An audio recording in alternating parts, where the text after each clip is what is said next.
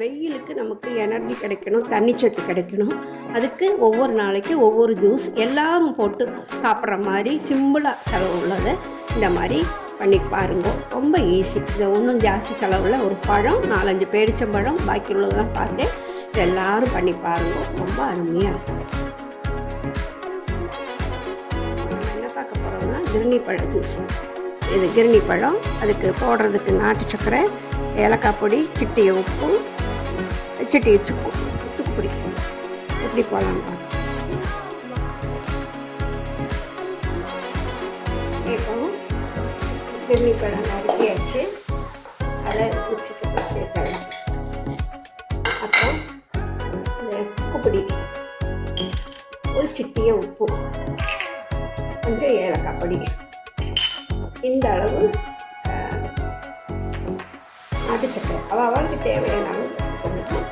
கூட இந்த விதையும் தூர போட வேண்டாம், அதையுமே இதில் போட்டு மிக்ஸ் பண்ணிடலாம். இப்போ ஆச்சு ஜூஸ் போட்டு வரும்.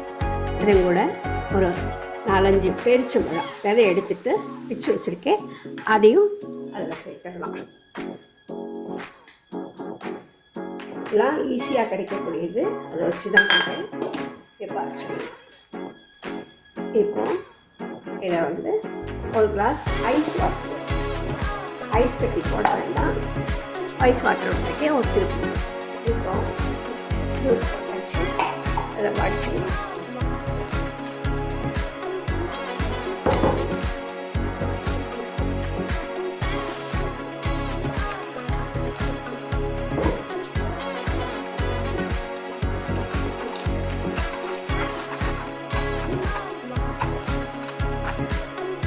அவ்வளோதாங்க, ஜூஸ் போட்டாச்சு. இப்போ கிளாஸில் மாற்றிடலாம். இப்போ ஜூஸ் ரெடியாக வச்சு சர்வ் பண்ணலாம்.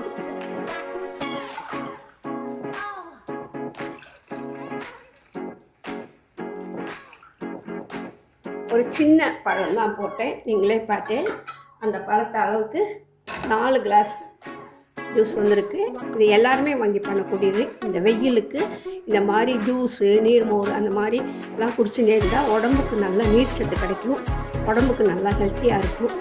எல்லோரும் பண்ணி பாருங்கள். ஈஸியாக பண்ணக்கூடியது, எல்லோரும் பண்ணி பாருங்கள்.